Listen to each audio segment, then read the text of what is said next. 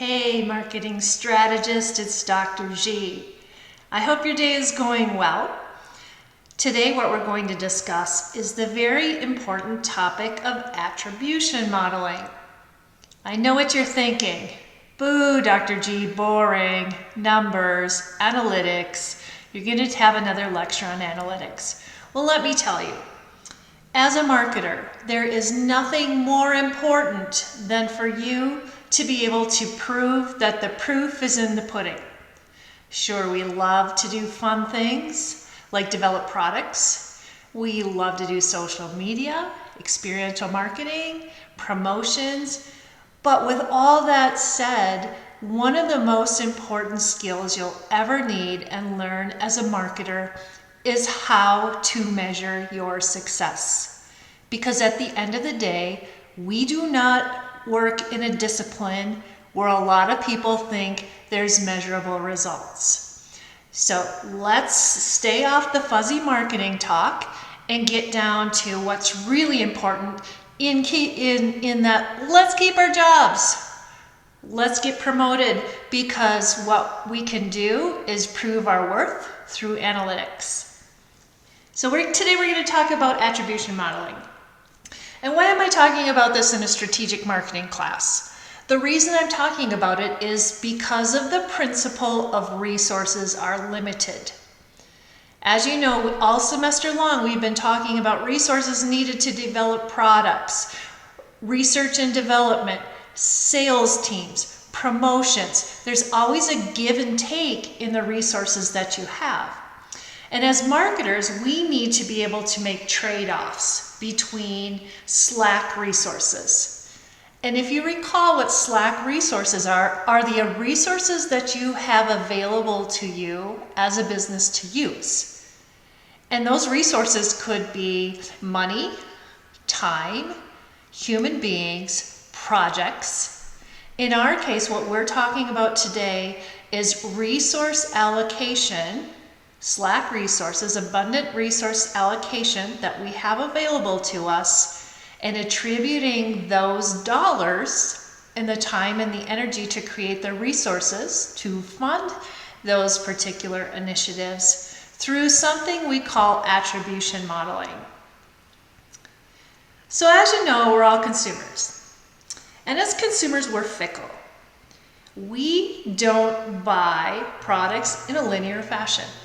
Sometimes the products we buy are subconscious. It's just part of our brain making a snap decision based on heuristics or what we've done in the past. Other times we have a very systematic way of purchasing a product. And I call that the buyer's journey. Some people might call it touch point analysis. But as consumers, we generally have a lot of different channels, people, promotions, that we seek to make a purchase decision. So that says, let's just take a moment again to reflect on what we've learned in this class and other classes on the buyer's journey. And if you recall, here is my toolkit that you all are well aware of. I use it in every class I have because it is so important. As consumers, we react to various touch points based on a stage that we are in the buyer's journey. And that stage can be anything from awareness, meaning, I don't know, I have a problem today, to I have a problem and I need to solve it, to a company just trying to get their brand message out there. So once you are aware that you have a need, then you focus on the information search. How am I going to solve that problem? And we do that in a number of different ways. And then once you realize that here are some ways I can solve that problem, then I go to evaluating my options or alternatives. So as you can see, we're going along a path here to making the final purchase decision, which is the make decision part of the buyer's journey. As I mentioned before, we don't always go through all of these steps. But as marketers, we need to understand that some consumers do. And those consumers that flip-flop between steps, we need to make sure that we are there with the proper message at the proper time and the proper offer or offering for that consumer. So I'm going to take a quick moment here to go through the buyer's journey again so you can kind of see what I'm talking about here.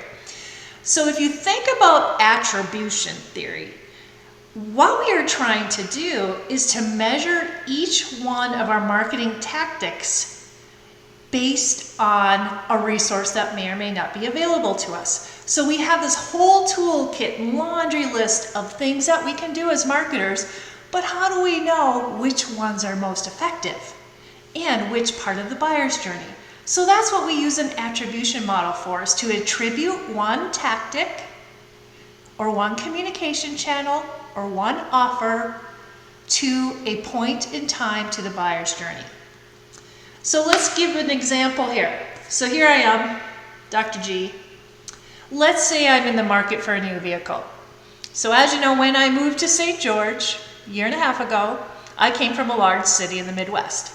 I brought my SUV with me, and shortly after I got here, my lease was expiring. So I was in the market for a new vehicle. So the product that I'm going to demonstrate here in the buyer's journey is Dr. G's search to purchase a new vehicle. So who am I? My target audience. I am a single empty nester. My children are grown. I'm home alone. I had an SUV, which had a very expensive lease payment, and I don't have to cart kids around anymore. I don't need to haul things. I don't have a trunk full of football equipment, which can be very stinky, by the way.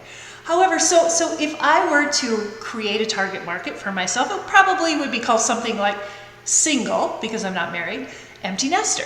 So that's who my target audience is. So let's look at the buyer's journey here and go down to the next stage is, where am I in my search for a product? So what, as marketers, we do, we take a look at a consumer, the target audience, the product that they're looking to buy, and we come up with some ideas of tactics or strategies that we are going to use to communicate to Dr. G about the vehicle, depending on where I am in my buyer's journey. So let's say I was going to go to the store and buy my beloved Coke Zero. That would be a systematic decision. I'd get in my car, I'd go to the grocery store, I'd buy it. Probably wouldn't look at the price. That's a systematic decision, but creating a vehicle, I went through every single one of the buyer stages. So what I'm doing here is in the buyer's journey, as you can see, any of these marketing tactics that we use, whether it's social media or optimizing a web page, maybe doing a campaign page, using word of mouth or a reference group, talking to my friends, going to Facebook, asking, does anybody know where I buy a car in St. George, or what kind of car do I need? Maybe I then go to comparison charts because I have the information I need. Now I'm going to start to evaluate maybe different brands of cars, go to different places. And then when it gets down to me making a decision, then I have other options as well. So we as marketers, as you know, we create all of these different tactics to reach me depending on where I am in the buyer's journey. And then of course, we come up with key messages or offers based on those particular tactics that we're going to use. And then we use different communication channels or promotion channels, such as, if I am, let's say I'm interested in buying a Toyota, or maybe Toyota comes to top of mind. So what would the first thing be, besides maybe asking somebody in the community, who's the best Toyota dealer? Or have you ever had a Camry? I would probably Google new car, Toyota, car sale. So we would use a medium like Google Ads or maybe an Instagram story for that. And then when we get a little bit further, when I'm starting to search for information, I might go to Consumer Reports or check out a blogger that talks about Toyota cars. Then when I'm evaluating alternatives, I might do some programmatic advertising so they know I've been to the Toyota website. It might be cookied with some banner ads or some other things, some Facebook posts. maybe an email. Maybe I'm going to look at Kelley Blue Book to see what the resale value is on Toyotas. And then finally, when I make the decision, I'm probably going to go back to the website and really hone in on the features and how much it costs and do a little bit more research. So you get the point here. This isn't new to any of you. So as you can see, it's pretty complicated. As a consumer, I'm being touched by a number of different mediums, different marketing tactics, different messages, different pricing. Maybe it's a sale. But at the end of the day, what I as a marketer want to do as I'm looking at Dr. G's consumer journey, I want to do something called attribution modeling. And attribution is the proof in the pudding. So I want to be able to recognize exactly the footprint that the consumer has used and the marketing tactics that they have responded to in order to move them and close them through that journey. And for me to do that in a very systematic and scientific way, we do something called attribution modeling. So my point is long, but you get the picture now. So why do we use this attribution modeling? The first thing that I said, we only have so many Slack resources. In our resources, we have to make trade-offs. So maybe I am the manager of the web store, and maybe there's another person who is in charge of social media, and maybe there's someone who's in charge of the whole product line. So you've got 3 different people making decisions about how do you best use those limited marketing resources. So that is why we choose attribution modeling, because we want to know, based on that consumer, a desired outcome. We want to sell a car, right? We want to sell your thing, your widget, your service.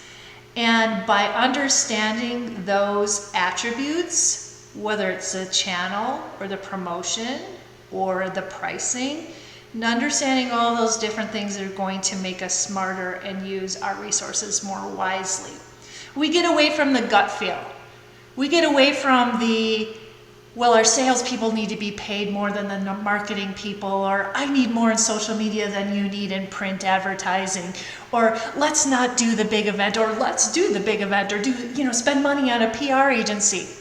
All of those are what we call heuristics or gut feels, things that we think may have worked in the past, or we aspire to have them work today. But what we are trying to do is not waste any resources to get that person to buy that product as quickly as possible. We do not want to be reactive, we want to be proactive. So that's why we use attribution modeling, because it's smart and it's analytic. So there's lots of different ways that we can do this, and there's different types of attribution models, everything from first touch to linear. And I am going to go through each one of these separately. The first attribution model is called a first touch attribution. And what this means is that every tactic that we have, and I have a little graph here of the types of things we might use when you're selling a product.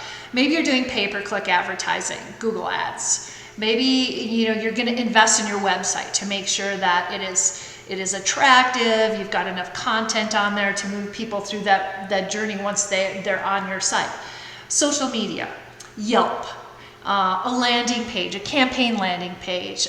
Maybe it's a blog or a vlog or a podcast, or perhaps it's your pricing page on your website to convert that person while they're there. So the first touch attribution is you as a consumer, what's the first thing you do? Did you click on a Google ad? Did you go right to the website? Do you know exactly what you want and type in white Camry, whatever the model number is, want a price right now, and go to that landing page? So in this particular attribution, we are going to give 100% credit to the first thing that you do. I'm not saying this is right or wrong. This just helps you understand as a marketer where your consumers are resonating and how they are resonating with your brand to get them to your awareness. What's the first thing that they do? Another thing is called the last touch attribution.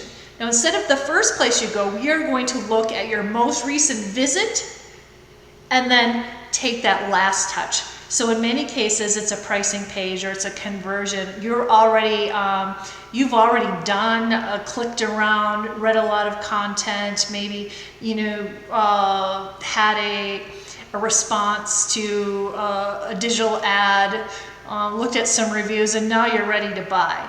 So we are looking at, from your most recent visit, what was the last thing you did?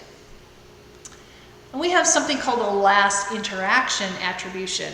Now this is where 100% of your touch points, or you're attributing a certain percentage of that to a actual conversion. And conversion is one of those sticky things. As marketers, we all have our own interpretation of what a conversion is. I worked in the web world. I managed a web store for a very large company, and my pay and my job was contingent on somebody purchasing from my page, converting them. When they're there, getting the product sold. So that would be my interpretation of a conversion. Whereas if somebody was working on the branding side or social media, their idea of a conversion could have been, they shared my post. Well, of course, my conversion is proof in the pudding, and I actually made money, but I love the social media people. Yep, I managed it all, end-to-end marketer. However, you really have to hone in on what the definitions of these things really mean. So then we also, in the sake of being kind to everybody and equity, we could have a first and last attribution model, which means we're going to give equal credit to the first thing, the first touch point a consumer does, and the last touch point a consumer does. That way you can kind of see how you got them to your place originally and what converted them. So that's also a pretty interesting model to look at. Then we have something called a simple decay attribution. A little bit harder to measure, but what we do is we look at not just that final touch point or that final conversion, we might look at the last 3 or 4 things that the consumer did. Because remember, if you go back to the buyer's journey, we use a lot of different tactics, and our purpose here in attribution modeling is trying to spend the right amount of resources on the things that are actually working. So this is kind of a cool little model where we weight the last 3 or 4, whatever that number could be for your particular objectives of getting somebody to buy. So it's of the most recent touch points, the last 3 or 4, and then we weight those. Then we have something called a linear attribution. So this is just like give everybody everything, everybody wins. So a click on a Google ad is the same as a share on a social media post or an open page on a website or converting, getting Dr. G to buy the car. So you take all of those different touch points and you give them the same exact weight. So those are basically what we use. And there's lots of reasons why we use one or the other, and some of them are very strategic. For example, if you go to the simple decay attribution, this is generally for a relatively quick buy.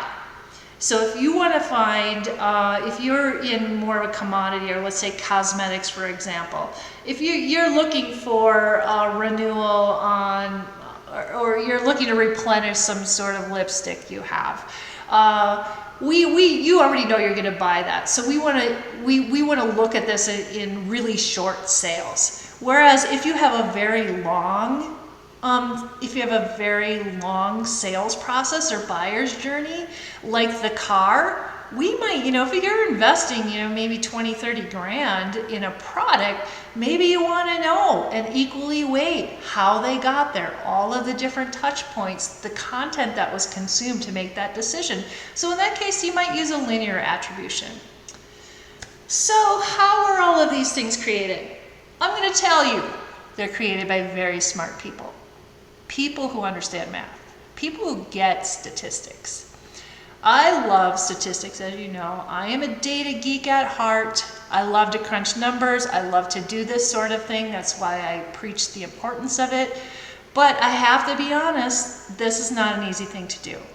Generally, you need to have somebody who is a very good data analytics person, who understands how to put together a complicated model and how to interpret the model. So this can be done through statistical modeling, or it can be done by coding from a data analytics person, or software packages. So it's likely not something you're going to do out of the gate, but it is something that's really, really important for the success of your marketing program, particularly if you have limited resources. So that's why we were here today. Marketing strategists. We have a limited number of resources. You may be handed down a marketing budget, and you have to be really skilled at understanding what are your consumers doing, what are the touch points, and what is working. Because at the end of the day, we want to be rock stars. We want to be fantastic. And you are going to be that. You're going to learn how to do this attribution modeling, and at the end of the day, you're going to be really, really happy with the results. So that said, that's all I have for you today. I know attribution modeling is a little bit complicated, but I wanted to share with you a really important tool that's in our toolkit for marketing strategy, as well as data analytics and promotions, and also understanding consumer behavior. So thank you very much. If you need to get a hold of me, my contact information is there. You can reach me via email, text me, or call me on my cell phone. And then I do have virtual office hours Tuesday and Thursday from 9 a.m. to noon. I will hop on my Zoom and be available for any of you who want to pop in and out. So I want you to have a wonderful day, and thanks for listening in. Take care.